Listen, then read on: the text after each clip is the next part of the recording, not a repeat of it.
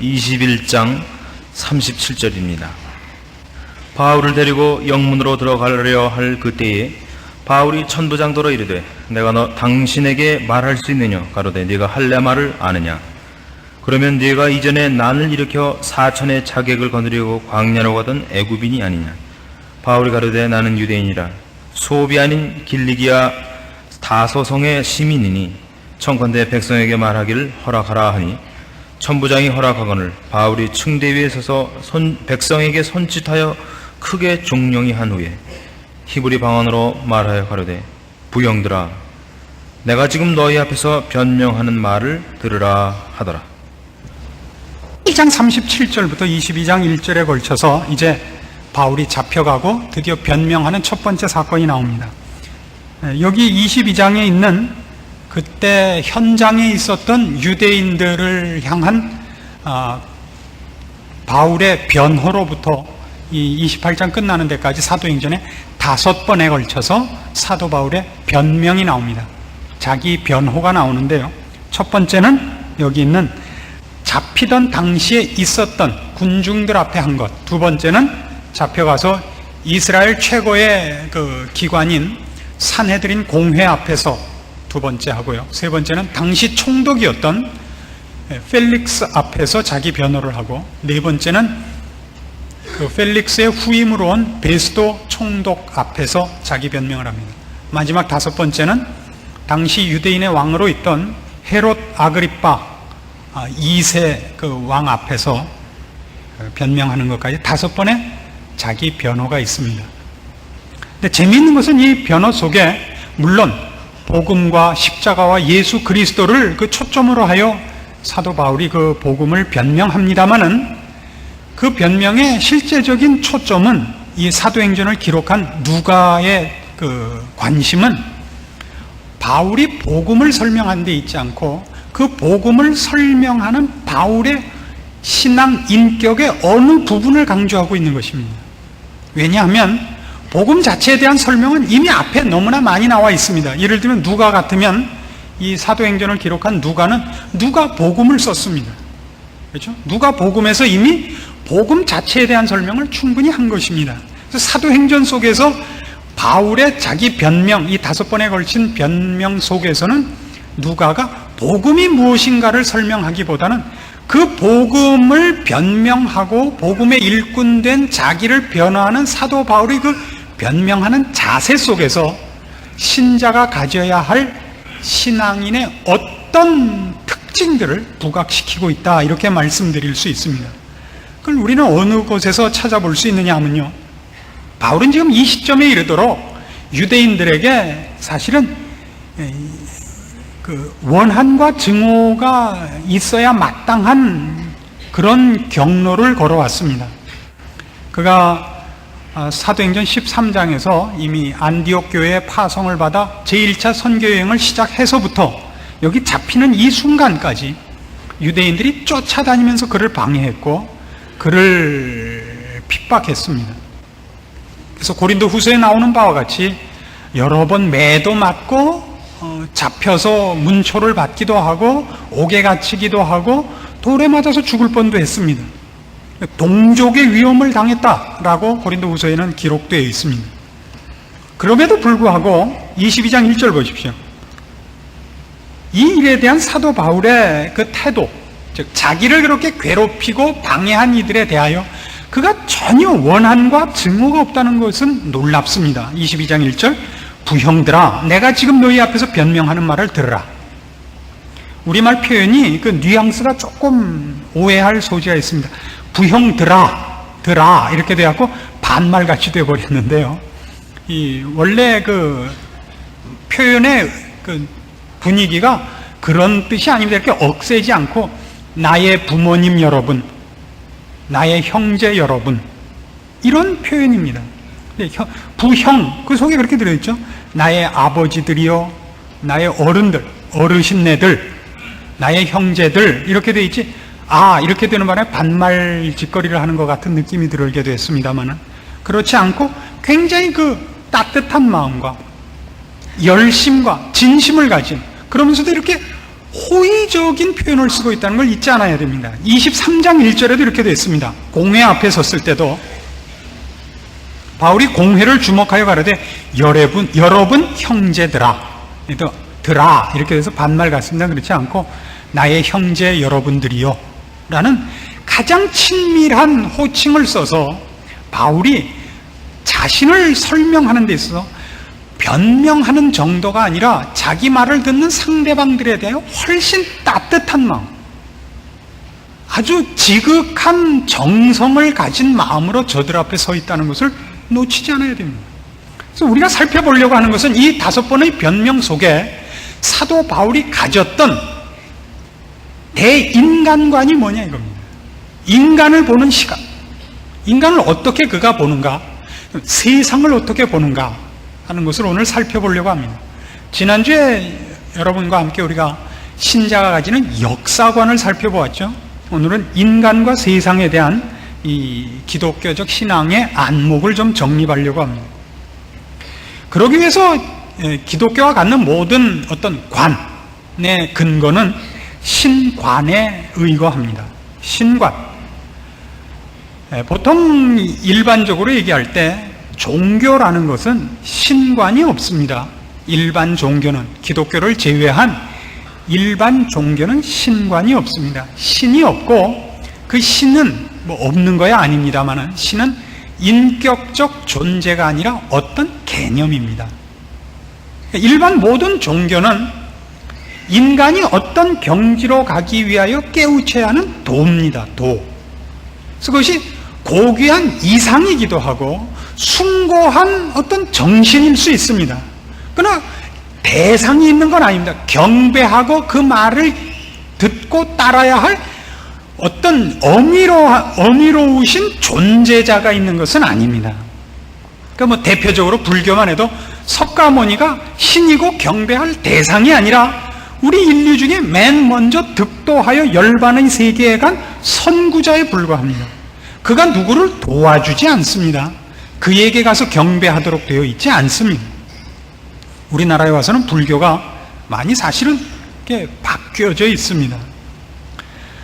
그래서 다른 종교는 인간의 이런 선행, 또 이런 무슨 의로운 삶, 이런 것들을 많이 강조해서 얼핏 보면 기독교 신앙을 가진 자와 다른 종교를 가진 자는 제3자의 눈에 볼 때는 기독교인이 훨씬 못해 보이는 것이 사실입니다. 다른 종교를 가진 이들이 훨씬 이상과 어떤 고귀한 삶을 추구하고 있는 것에 반해서 기독교라는 것은 목표가 하나님 앞에 나가는 것입니다. 그래서 그 선행과 어떤 윤리, 도덕 같은 데가 상대적으로 약해 보입니다. 약한 건 아닙니다만은 상대적으로 약해 보입니다. 그래서 우리가 가지는 신관이 하나님이라는 존재에 못 박혀 있는데 대하여 일반 종교가 선행, 자기의 어떤 깨우침에 근거하고 있기 때문에 일반 종교인들이 오히려 사람 사이에 선행은 더 많으나 사람 사이의 계급과 우열의 차별을 갖는 데 대하여 기독교인은 하나님이라는 어미로우신 유일한 존재 앞에 대등하게 못난 인간이라는 평등성을 가집니다. 그래서 신자들은 인간과 인간 사이에 우월감을 가질 수 없게 되어 있습니다. 나도 죄인, 너도 죄인, 우리 모두 다 죄인입니다. 그래서 기독교가 강조하는 것은 선, 의, 능력이기보다는 1차적으로 은혜입니다. 언제나 은혜. 하나님께서 우리를 불쌍히 여기시지 않는 한 우리는 희망이 없고 의미가 없는 존재다. 이게 기독교 신앙의 최고의 근거지입니다. 그런 의미에서 신자가 갖는 대인간관은 평등입니다. 내가 못난 것 같이 저 사람도 못났고, 내가 은혜를 입어 이 자리에 온 것 같이 저 사람도 은혜가 필요한 사람이다 라는 생각을 갖는 것이 기독교의 대인간관입니다. 이것이 바울의 정신입니다. 이렇게 생각하지 마십시오. 제일 크게 오해되는 것 중에 하나가 뭐냐면 신앙 행위라는 것을 종교적 실천을 하는 것이라 생각하는 기독교인이 굉장히 많습니다. 종교적인 열심을 내는 것, 그래서 전도를 한다든가 기도를 한다든가 성경을 본다든가 헌금을 내는 것이 기독교인이 해야 되는 신앙의 최고의 것으로 생각하는 이가 많은데 이건 조금 잘못입니다. 그것이 자칫 잘못하면 일반 종교인들이 갖는 것 같이 그것이 하나의 선행이고 하나의 어떤 고귀한 이상을 추구하는 자기 노력이 돼서 나는 잘났고 너는 못났다 식으로 갈 위험성이 많다는 것을 꼭 기억하고 있어야 됩니다. 내가 오늘 예배를 보고 기도를 하고 전도를 할 수 있게 된, 즉 진리를 알게 됐고 새 사람이 됐고 그걸 나누어 줄 수 있는 일에 부름을 받은 것을 감사하는 마음이 있는 것이 기독교적 신앙입니다. 나는 지금 착한 일 한다, 넌 안 한다라는 구별이 없습니다. 그것이 사도 바울로 하여금 자기를 괴롭히고 자기를 핍박하고 자기를 죽이려고 했던 원수들 앞에서 억울함과 증오심 없이 여러분 부형들이여 내 말을 들으십시오 라고 말할 수 있게 하는 근거인 것입니다. 그는 사랑을 가졌다, 복음에 대한 열심을 가졌다 이렇게 얘기하는 것으로는 실제적으로 바울이 가졌던 신앙의 핵심을 제대로 설명할 수 없게 되는 것입니다. 이걸 여러분이 기억해야 됩니다. 게다가 한 걸음 더 나가서 기독교인이 대인간관을 신관에 의거해서 이렇게 평등하게 가진 것 같이 이제 눈을 더 떠서 하나님이 하시려는 구원의 스케일이 전 우주적이라는 것을 기억하는 것으로 우리의 신앙을 넓혀야 됩니다. 좀 더 현실적으로 만들어야 됩니다. 지난주에 말씀드린 바와 같이 하나님은 구속 사역을 인간을 그 중심인물로 주인공으로 택하고 있는 것은 사실이지만 그 구원은 우주적입니다. 그리스도 안에서 만물을 재통일하시려는 것이 하나님의 구속 사역의 스케일입니다. 우리는 세상을 너무 괄세하는 버릇이 있습니다. 특별히 자연계나 물질계를 멸시해서 거룩한 것은 영적이고 하늘적이고 물질적인 것, 이 땅에 속한 것은 악한 것이다라는 식의 이상한 이분법을 갖고 있기 쉽상입니다. 그래서 너무 금욕적으로 가거나 세상 도피적으로 가는 습성이 있는데 이건 잘못입니다. 성경은 세상을 그렇게 부정적으로만 얘기하지 않습니다. 대표적인 것으로 이런 걸 기억하셔야 됩니다. 요한복음 3장 16절 여러분 다 외우실 겁니다. 한번 외워보실까요? 하나님이 세상을 이처럼 사랑하사 독생자를 주셨다예요. 하나님이 세상을 이처럼 사랑하셨다의 세상 속에는 물론 1차적으로 인류를 얘기하는 세상입니다만은 그걸 인간을 사랑했다, 사람을 사랑했다가 아니라 세상이라고 표현한 데는 그만큼의 이유가 있기 때문입니다. 하나님은 지금 타락한 인간으로 말미암아 온 우주를 저주하셨습니다마는 이제 예수 그리스도 안에서 우리를 중생케 하고 새 사람 되게 하고 우리를 통하여 이 저주받은 모든 자연계를 회복시키려고 하는 것이 하나님의 뜻입니다. 그래서 우리의 책임은 내가 구원 얻고 또 다른 사람을 구원 얻게 하는 정도의 스케일이 아니고 내가 구원 얻은 것으로 말미암아 하나님께서 이 세상에 속한 모든 것, 자연계를 새 생명과 접촉해 하여 하나님이 원래 세상을 창조하셨던 아름답고 영광스러운 자연계로의 회복을 우리에게 맡기고 계시다는 걸 깨우쳐야 되는 겁니다. 내가 구원 얻은 것으로 말미암아 내 옆 사람을 구원 얻게 할 뿐만 아니라 내가 구원 얻은 것으로 말미암아 이 세상 속에서 내가 존재하는 시간과 공간 속에서 내가 접촉하는 자연계를, 우주를 하나님의 것으로 바꿔야 됩니다. 가정을, 직장을, 그걸 꼭 예수 믿게 하는 것, 즉 거기에 속한 사람만을 뽑아오는 것으로 생각하지 말고 기업이면 기업 경영 자체를, 가족이면 가족이라는 것 자체를, 가족 식구만을 의미하는 게 아니라 가정이라는 그런 한 모습을 뭐 이웃들과 무슨 뭐 물놀이를 갔다면 물놀이라는 그 놀이 자체를, 어떤 문학이면 문학을, 음악이면 음악을, 그걸 꼭 종교화하려는 게 아닙니다.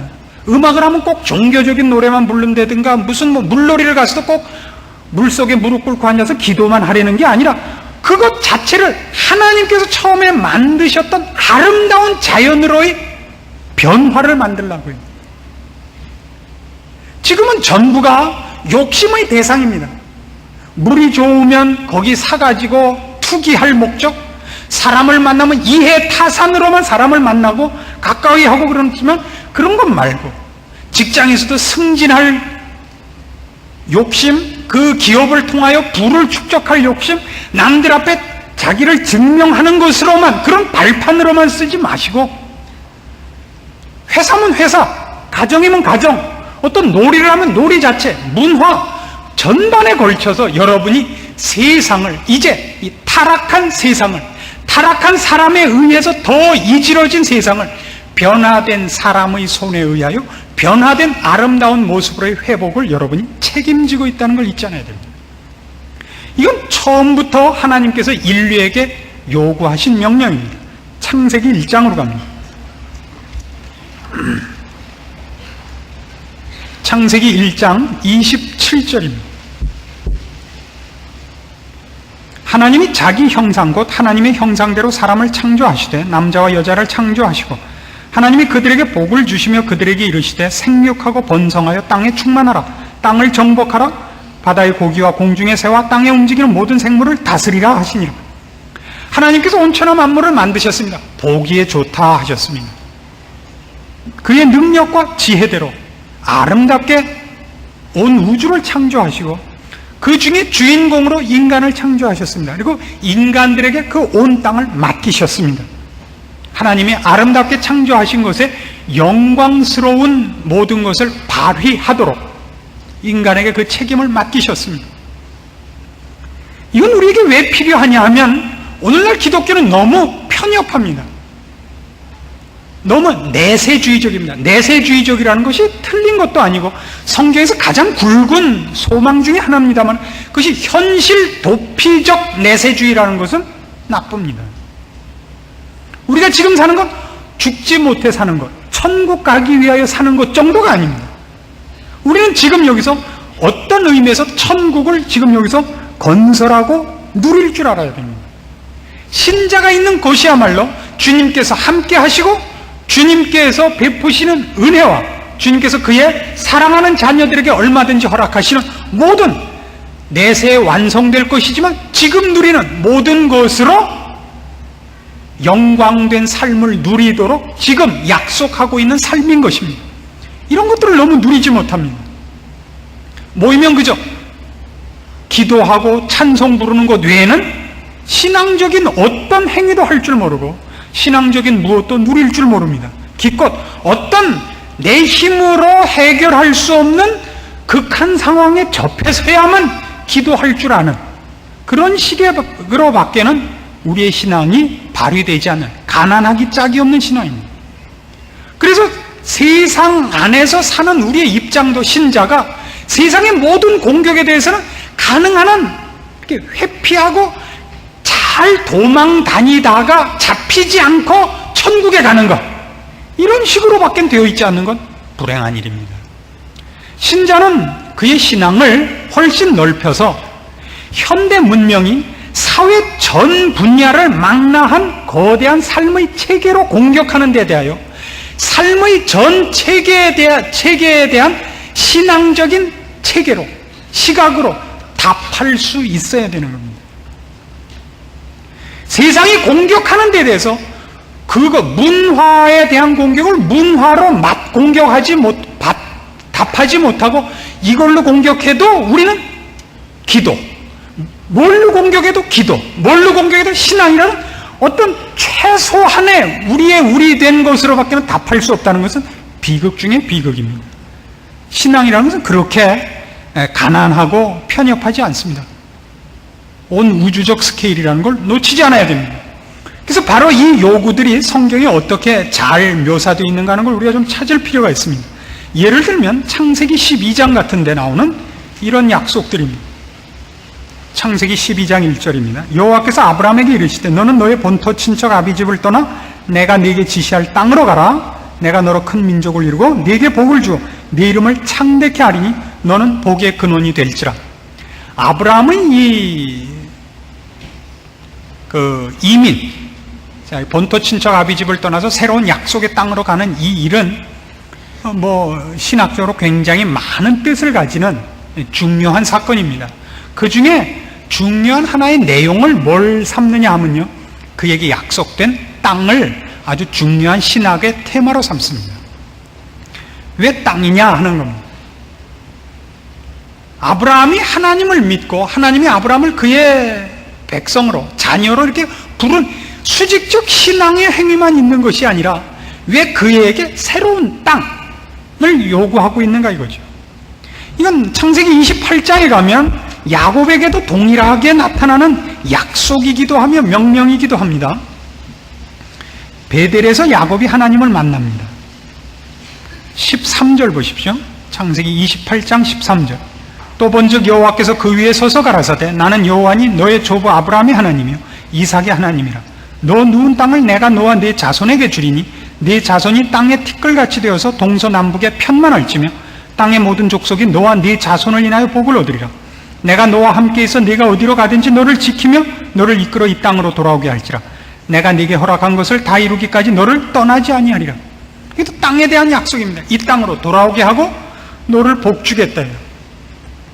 이 땅 하는 게 왜 중요하냐 하는 것을 신명기 28장에 가서 조금 더 확대하고 설명을 합시다. 신명기 28장, 여기는 이스라엘 백성이 이제 약속의 땅 가나안 입국을 눈앞에 두고 모세의 유언을 듣는 장면입니다. 하나님께서 이스라엘 백성에게 분명하게 경계합니다. 내 말을 듣고 나를 순종하면 너희가 복을 받을 것이요 내 말을 듣지 않고 나를 외면하면 너희가 저주를 받을 것이다 하는 축복과 저주의 약속을 하는 장면입니다. 우선 축복의 약속을 봅시다. 29절. 네가 네 하나님 여호와의 명령을 지켜 그 길로 행하면 여호와께서 네게 맹세하신 대로 너를 세워 자기의 성민이 되게 하시리니 너를 여호와의 이름으로 일컬음을 세계 만민이 보고 너를 두려워하리라. 여호와께서 네게 주리라고 네 열조에게 맹세하신 땅에서 네게 복을 주사 네 몸의 소생과 육축의 새끼와 토지의 소산으로 많게 하실 것이라. 그러나 만일 그렇지 않으면 어떻게 되느냐? 15절 이하에 이제 저주의 약속이 나오는데요. 36절 보십시오. 여호와께서 너와 네가 세울 네 임금을 너와 네 열조가 알지 못하던 나라로 끌어가시리니 네가 거기서 목석으로 만든 다른 신들을 섬길 것이라. 이스라엘 백성에게 떨어지는 저주 중에서 최고의 저주가 뭐냐면 너희에게 허락했던 땅에서 너희를 뽑아서 다른 땅에 던진다가 최고의 저주입니다. 그 땅에서 뽑히는 것, 그리고 딴 나라 가서 우상을 섬기게 되는 것을 최고의 저주로 삼습니다. 64절. 저주의 약속 중에 하나예요. 여호와께서 너를 땅 이 끝에서 저 끝까지 만민 중에 흩으시리니 네가 그곳에서 너와 네 열조에 알지 못하던 목석 우상을 섬길 것이라. 자, 땅 하는 게 어떤 의미를 가지냐 하면 이제 다시 보십시다. 신앙 행위라는 것이 하나님과 나 사이에 수직적인 그리고 개념적인 어떤 내용으로만 이루어지는 것이 아니라 하나님께서 구속 사역을 전 우주적 스케일로 가지셔서 우리를 부르실 뿐만 아니라 우리로 인하여 저주했던 땅을 회복시키는 데 우리를 쓰십니다. 그래서 우리가 하나님의 자녀가 되어 얻은 새 생명과 새로운 질서를 내가 소속한 시간과 공간 속에서 펼쳐내어 나와 만나는 영혼과 인격에게뿐 아니라 내가 소속하고 거처를 정하고 생활을 영위하는 자연계, 우주 안에 있는 모든 어떤 존재들에게든 영향을 미추어 하나님께서 처음에 그의 지혜와 능력으로 선하게 창조하셨던 온 우주의 회복에 기여하게끔 되어 있습니다. 그래서 우리가 하나님이 허락하고 복 주신 땅에 사는 동안은 하나님을 섬김으로 인하여 복을 누립니다. 그렇지 못할 땐 하나님은 우리를 뽑아서 하나님이 허락지 않는 어떤 땅에 버립니다. 그럼 그 땅에서 어떤 일이 일어나냐면 하나님을 섬기지 못하고 그곳 사는 사람들이 섬기는 신을 섬겨야 되는데 그건 우상입니다. 그 우상을 섬긴다는 건 여기서 어떤 의미가 있죠? 너희가 우상을 섬기는 땅은 너희가 너희 종교 행위를 할 수 없는 것, 너희를 붙잡아 간 자들이 섬기는 신 아래 있게 되는데, 그때 처지는 남의 수하에 들어있는 때라서 그 목숨이 늘 위태로운 경지의 달에 있는 곳입니다. 즉 하나님을 섬기고 하나님 안에서 신자 되어서 누리는 새 생명들을 발휘하는 일을 하지 못하면 하나님께서 우리를 어느 곳에 버려둘 수밖에 없느냐면 이 세상 원리가 주관하는 곳 속에 낑겨져 숨어 있을 수밖에 없습니다. 그것 자체가 저주입니다. 그럼 이제 여러분을 보세요. 신자라는 것이 그의 신앙생활을 영위하는 데 있어서 자신이 신자이고 천국의 소망을 갖고 있는 정도로 자기를 분별하지 마시고, 내가 내 신앙생활을 영위하는 내 시간과 공간 속에서의 내 입장이 세상의 권세와 세상의 흔드는 것 아래 들어가 있는 의심나는 것, 내 생명이 의심나는 것, 불안한 곳에 처해 있는가? 그렇지 않으면 내가 있는 곳에서 내가 하나님을 의지하여 담대하고 자랑하고 아무도 나를 흔들 수 없는 입장으로서 내가 세상 속에 존재하는가를 여러분을 분석 검토해 보셔야 되는 겁니다. 그래서 후자 쪽의 입장까지 와 있지 않으면 여러분은 여러분의 신앙 행위가, 그리고 여러분의 신앙적인 모든 입장이 지금 사도 바울이 오늘 보여준 것 같은 입장에까지 들어가 있지 못한 가난한 신앙의 수준에 있다고밖에 얘기할 수 없습니다. 이것이 우리에게 중요합니다. 우리는 사도 바울이 지금 잡혀서 그를 괴롭게 한 원흉들을 만나서 자기를 변명하는 입장에서 네가 나한테는 나쁘게 했지만 그러나 나는 그리스도의 사랑으로 너한테 그 복수심을 갖고 있지 않는다라는 정도로 저들에게 부형들이요 라고 얘기하는 것이 아니다 말입니다. 그런 입장이 아니라 훨씬 큰 신앙관을 가지고 인간이 뭐냐, 세상이 뭐냐를 깨우친 시점에서 내가 포로되어 있고 너희가 나를 때리는 입장에 있지만 내가 가난한 것이 아니라 너희가 가난한 입장에 있다는 그 신앙관 때문에 여러분 부형들이여라고 얘기할 수 있고, 그래서 저들에게 오히려 그가 초대하는 형식으로 그의 변호를 합니다. 24장, 사도행전 24장 10절로 가봅시다. 바로 지금까지 말씀드렸던 그런 입장을 우리가 바울의 변호 속에서 발견을 합니다.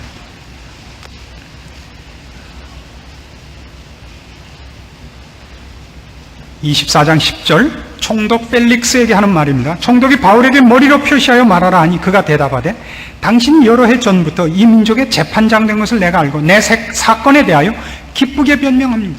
기쁘게 변명합니다. 바울은 이렇게 얘기하는 거예요.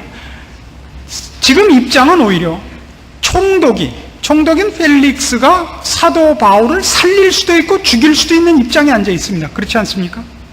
그러나 바울은 어떻게 되어 있느냐 하면 당신이 내 목숨을 좌우하는 것이 아니라 하나님이 당신 목숨을 좌우할 수 있는 입장에 있습니다를 알고 있는 겁니다. 그러니까 펠릭스가 바울 보고 말하라고 하는 세상적 권세 질서 체계 속에서는 펠릭스가 칼자루를 쥐고 사도 바울이 도마 위에 올라가 있는 입장일 것 같지만 바울이 보는 입장에서는 이쪽이 칼자루를 쥐고 저쪽이 도마 위에 있거든요. 그래서 잘 됐습니다. 내가 기쁘게 말합니다. 당신 내 말 듣게 된 게 얼마나 다행인지 아시오. 그러니까 교만한 입장에서가 아니라 당신 하나님의 은혜로 하나님께서 나를 통하여 당신에게 이 말을 하게 한 거요 라는 그런 입장에 서 있는 거예요. 지금 바울이 못 알아듣는 거예요. 이런 중요한 거를 26장 24절로 갑시다. 이번엔 좀 더 세월이 흘러서 펠릭스의 후임인 베스도, 총독 베스도와 헤롯 아그리파 2세 왕 앞에서 이제 변명하는 겁니다. 28절로 갑시다. 이제 바울의 변명을 듣고 아그리빠가 바울더러 이르되 네가 적은 말로 나를 권하여 그리스도인이 되게 하려 하는도다.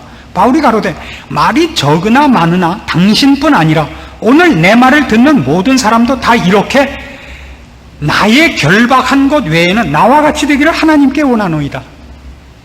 당신들도 나와 같이 돼야 됩니다. 이렇게 묶일 필요는 없습니다. 이거야 뭐 좋은 일 아닙니까? 그러나 당신들 나와 같아야 됩니다. 그러니까 아그리빠 왕 쪽에서 보면 기가 막히죠. 그를 살릴 수도 있고 죽일 수도 있는 권세가 이쪽에 있는데 말을 해보니까 누가 도대체 생사여탈권을 쥐고 있는 거예요? 바울이 생사여탈권을 쥐고 있는 것 같이 말한단 말이에요. 그러니까 아그리빠 왕이 뿔이 났죠. 네가 적은 말로 나를 예수 믿게 하려느냐? 나를 현혹하느냐? 그러니까 바울이 뭐예요? 아니요. 그런 자존심 싸움을 하지 맙시다. 내가 당신을 겁을 주려는 것도 아니요. 당신을 어떻게 하려는 게 아니라 말재주를 부리려는 것이 아니라 이게 사실인 걸 어떡합니까, 이걸? 이게 바울의 입장인 거예요. 세상과 인간을 보는 신앙관인 겁니다. 이 관이 있어야 돼요. 이 관이. 죽어서 들어가는 관 말고. 이것이 없기 때문에 오늘날 신자들은 그의 신앙 체계 전체에서 어느 부분은 세상 속에 들어가 있고 어느 부분만 교회에 와 있어요. 그래서 그의 신앙에 일관성이 없습니다. 알아들으시겠습니까? 그래서 뜻밖의 어떤 짓들을 하느냐 하면 본인의 신앙이 어느 날 모자란다고 생각하면 와고 신앙 쪽에 속한 어느 부분만을 확대해요. 그러니까 괜히 어느 날 갑자기 가서 철야를 한다든가 여태껏 밀렸던 헌금을 한다든가 와서 갑자기 울면서 기도를 한 걸로 굉장히 많이 만회했다고 생각을 한다고요. 아닙니다. 이 모든 것이 여러분의 삶의 전 체계, 세상을 보는 눈과 여러분의 삶 자체의 모든 영역에 확대된 전체적인 일관성을 가지고 동시적으로 수준이 높아져야 되는 겁니다. 안다가 스탠이십니까? 이거 어려운 얘기죠. 이게 없어서 오늘날 기독교가 욕을 먹고 여러분의 신앙이 발전이 되질 않습니다. 교회 안에 종교적 행사는 있습니다. 종교적 열심도 있고 교회들이 하는 종교적 사업도 있는데 신앙이 커가는 시각과 인격이 커가는 일들이 교회 안에 없는 것입니다. 그래서 이런 걸 기대하는 것이 얼마나 잘못인가를 보십시오. 여러분이 어떤 일을 목전에 두고 그 일을 이루어 달라고 기도하는 것이 대부분의 신자들의 약점 아닐까요? 하나님께서 왜 일을 이루어 주시지 않는가? 하나님이 가능한 한 기적을 사용하시지 않는 이유가 여기 있습니다. 기적은 일은 이루는데 그 일이 일어났을 때 상받을 인간이 없습니다. 무슨 말인지 아시겠습니까? 일은 일어나는데 그 일이 일어난 것이 세상 자체가 새 생명과 만나고 그리고 그 새 생명이 자연계에 퍼지도록 한 어떤 잘난 인물이 없게 된다고요. 하나님께서는 지금도 능히 이 돌들로도 아브라함의 자녀가 되게 하실 수 있습니다.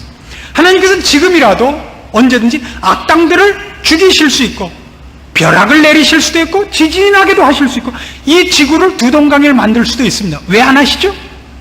거기에는 그렇게 하는 것에는 하나님께서 하시려고 하는 자연계의 아름다운 완성을 향한 선한 방법이 꽃필 여지가 없게 됩니다. 기적 속에는 오히려. 무슨 말인지 이해하시기를 부탁을 드립니다. 이렇게 얘기를 하십시다.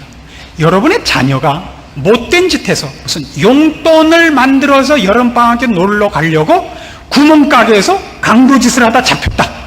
이게 이제 먼 나라 얘기가 아니에요. 그렇죠? 우리 주변에서 일어날 수 있는 일입니다. 그럼 여러분 그 자녀를 버리겠습니까? 안 버리죠.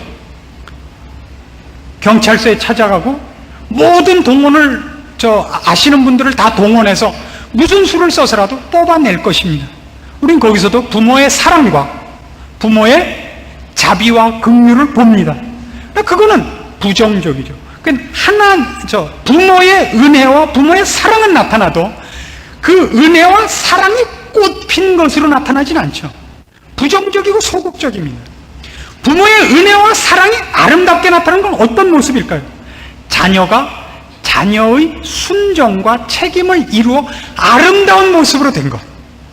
그렇게 하기 위해 부모가 우리 옛날에 많이 들은 대로 입고 싶은 것 안 입고 먹고 싶은 것 안 먹고 해서 자녀에게 얼마나 많이 노력을 기울였으며 맹모 삼천을 했으며 밤에 같이 앉아서 공부를 했으며 시간 되면 깨워주고 따뜻한 밥 먹이고 그게 은혜와 사랑이 아름답게 꼽힌 것이 있습니다. 그리하여 오늘날 제가 여기까지 왔습니다. 여기에 부모의 사랑과 은혜의 아름다운 완성이 있습니다. 하나님은 우리에게 이걸 요구하시는 겁니다. 물론 여러분이 지금이라도 딴짓하고 위기에 처하면 하나님이 천군 천사를 보내서라도 여러분을 보호하실 수 있습니다. 그러나 거기에는 하나님의 은혜와 사랑과 긍휼의 적극적이고 아름다운 모습은 만들어질 수 없는 겁니다. 하나님이 우리에게 무엇을 요구하시는지 알겠습니까?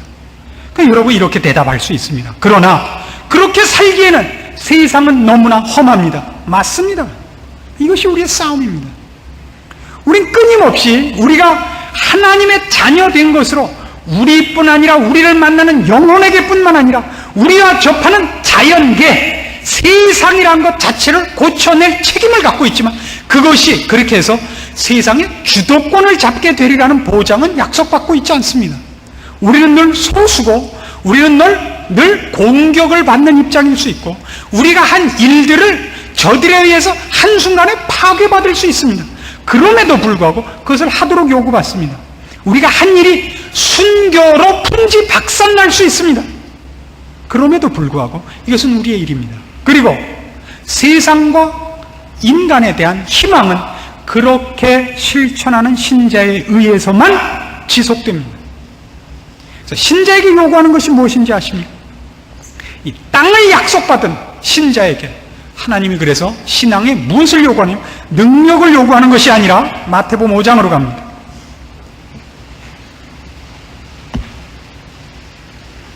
마태복음 5장.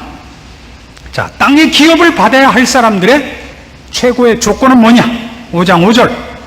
온유한 자는 복이 있나니 저희가 땅을 기업으로 받을 것이라 이겁니다. 온유하셔야 됩니다. 온유하다는 건 뭐냐 하면 성경적으로는 자기를 부인하고 자기 십자가를 지고 악으로 악을 갚지 않고 원수를 사랑하며 남을 나보다 낮게 여기는 것, 자기를 비우는 것, 이게 온유입니다. 벨이 없는 겁니다. 용각사는 소리가 나지 않습니다. 신자는 벨이 없습니다. 온유해야 됩니다. 온유한 자만이 땅을 기업으로 받습니다. 여러분의 평생에 여러분은 모함과 오해와 핍박과 공격을 받을 수 있습니다. 그리고 당연히 그럴 것입니다. 하나님 나라에 들어가려면 우리가 많은 고난을 받을 것입니다. 그럼에도 불구하고 하나님은 그런 방법으로 인류와 세상을 구원하시고 변화시키는 방법을 쓰고 계십니다. 신자가 해야 될 일입니다. 이 시각을 가지십시오. 여러분의 신앙생활에 억울함이 다시는 없도록 하십시오. 왜 내가 정직하게 사는데 보상이 이거냐라고 얘기하는 건 성경의 약속이 아닙니다. 여러분의 욕심이죠.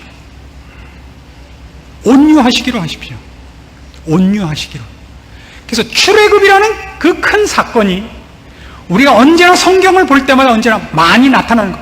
예수 그리스도의 십자가와 구약에서는 출애굽 사건이 가장 중요한 하나님의 은혜와 긍휼과 또 그의 능력이 가장 아름답게 나타나서 우리 신앙에 힘을 주는 사건인데 어떤 일로 인하여 이것이 가능해졌느냐 그럴 때 우리가 잘 아는 대로 신약 사건, 십자가 사건은 이래서 가능했습니다. 빌립보서 2장.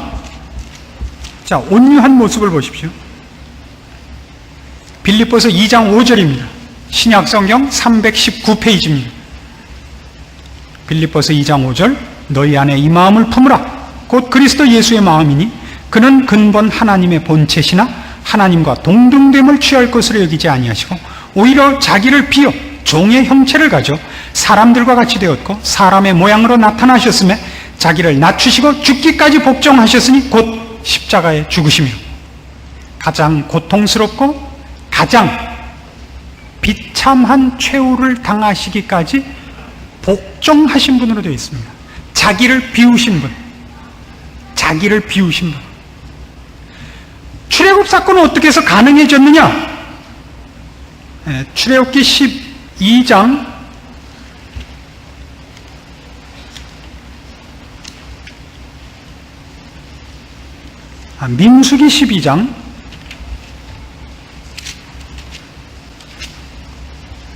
민수기 12장 1절 보세요. 구약성경 215페이지.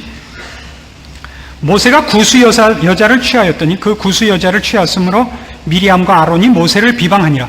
그들이 이르되 여호와께서 모세와만 말씀하셨느냐 우리와도 말씀하지 아니하셨느냐 하며 여호와께서 이 말을 들으셨더라. 모세의 지도권에 대하여 그의 누이였던 미리암과 형이었던 아론이 모세를 시기합니다. 그래서 마침 모세가 구수 여자로 그 첩을 삼은 것을 기화로 모세를 공격했습니다. 4절 여호와께서 갑자기 모세와 아론과 미리암에게 이르시되 너희 3인은 회막으로 나오라 하시니 그 3인이 나가매 여호와께서 구름 기둥 가운데로서 강림하사 장막문에 서시고 아론과 미리암을 부르는지라. 그 두 사람이 나아가매 이르시되 내 말을 들으라. 너희 중에 선지자가 있으면 나 여호와가 이상으로 나를 그에게 알리기도 하고 꿈으로 그와 말하기도 하거니와 내 종 모세와는 그렇지 아니하니 그는 나의 온 집에 충성됨이라. 그와는 내가 대면하여 명백히 말하고 은밀한 말로 아니하며 그는 또 여호와의 형상을 보겠거늘 너희가 어찌하여 내 종 모세 비방하기를 두려워 아니하느냐. 그래서 미리암이 문둥병에 걸립니다. 하나님께서 모세는 이상 중에 말씀하시지 않고 꿈으로 말씀하시지 않고 대면에서 말씀하실 만큼 충성되어 여겼고 충성된 자질을 갖고 있었다 이겁니다. 모세가 그만큼 괜찮은 하나님의 일꾼이었습니다. 왜요? 3절로 돌아가셔서 이 사람 모세는 온유함이 지면의 모든 사람보다 승하더라. 모세의 강점이 뭐죠? 능력이 아닙니다. 모세의 강점은 온유함이었다 그럽니다. 하나님은 누구를 통하여 일을 많이 하신다고요? 온유한 자를 통해서입니다. 온유한 자를 통해서. 그리고 이건 긴 싸움을 의미한다는 걸 기억하셔야 됩니다. 신앙입니다. 여러분의 삶의 중요성을 기억하시고 신앙적 싸움이 교회 안에서 혹은 종교적 형태를 띄워서 일어나는 것이 아니라 여러분 존재 자체가 인생 자체가 전부 종교적 싸움이요 하나님의 일꾼으로서 존재하는 것임을 잊지 마셔서 여러분의 신앙 실력을 좀 더 깊이시고 넓히시고 많이 승리하시는 그래서 여러분의 삶이 하나님 앞에 쓰여지는 기쁨을 누리시는 그런 자리까지 꼭 도달하도록 하나님 앞에 매어 달리시고 맛을 보시는 신앙생활을 하시기를 권합니다. 기도하십시다. 하나님 아버지 은혜를 감사합니다. 우리를 사랑하시고 우리의 삶을 통하여 영광 받으심을 감사합니다. 이제 우리의 삶이 주 앞에 드려지기를 바랍니다. 우리에게 지혜를 주시고 깨우쳐 주시고 하나님께서 세상을 사랑하신 것과 우리를 통하여 일하시는 그 복된 특권을 놓치지 않도록 깨우쳐 주시고 힘 주시고 살아가게 하여 주시옵소서. 예수님의 이름으로 기도합니다. 아멘.